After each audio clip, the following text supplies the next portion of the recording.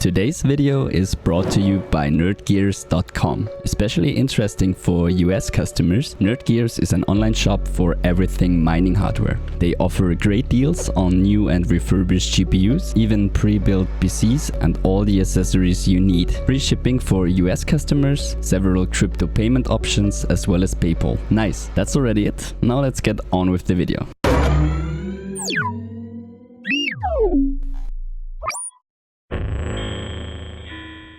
Welcome back to Cursed Mining, and today I want to take a look at specific mining software, XMR-STAK. It has XMR in the name, but has become synonymous for an all-in-one crypto miner for a large variety of kryptonite coins, so not only Monero. By the way, I'm not affiliated with the developers or earn anything with this. It is just one of these softwares I've probably used the longest time, so I thought it deserved a video. We'll take a look on how to mine with it and also start to look into tweaking, both for Windows 10 and also for distributed mining operating systems like HiveOS. So let's start with Windows. We get the software from a reliable source, preferably GitHub, and after that we head to the folder in order to configure it. You might have to exclude it from your antivirus software. Then we just start it up, and the first time you do this, it will ask for some basic info and start an automatic configuration. Nowadays it is not so bad with doing this automatically, but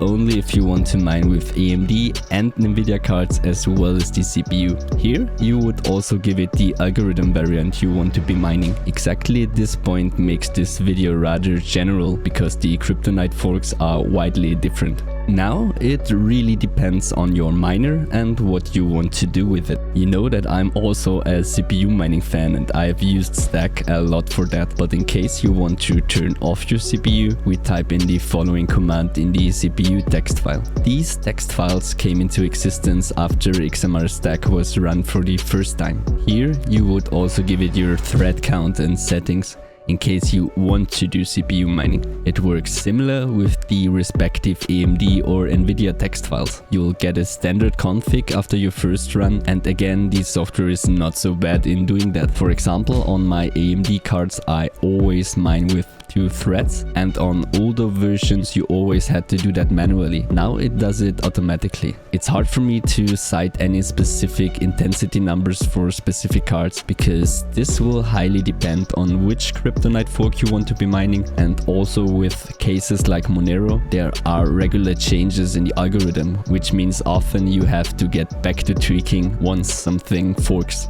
Also here, if you don't want to mine with AMD or Nvidia, you can set it in the text file or simply delete the CUDA backend files for Nvidia or OpenCL backend for AMD.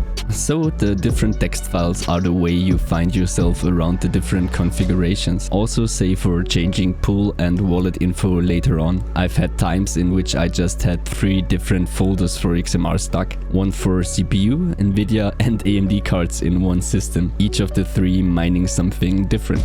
So it really gives you the possibilities to do whatever you want. In an operating system like HiveOS, setting up is even easier. Pretty much everything gets done for us, but like in the Windows version, we can give it additional tweaks to CPU and GPU, and we get examples on how to do it. That's already it, my general overview on XMR-STAK and how to use it for a variety of different machines. By the way, I'm not getting into any politics between developers of different software and coin projects. I don't care about drama like that. I care about good software, and that is the reason we have this video. Thank you all for tuning in again. Please subscribe if you have not already done so. I wish all the best to each and every one of you. Happy mining and bye!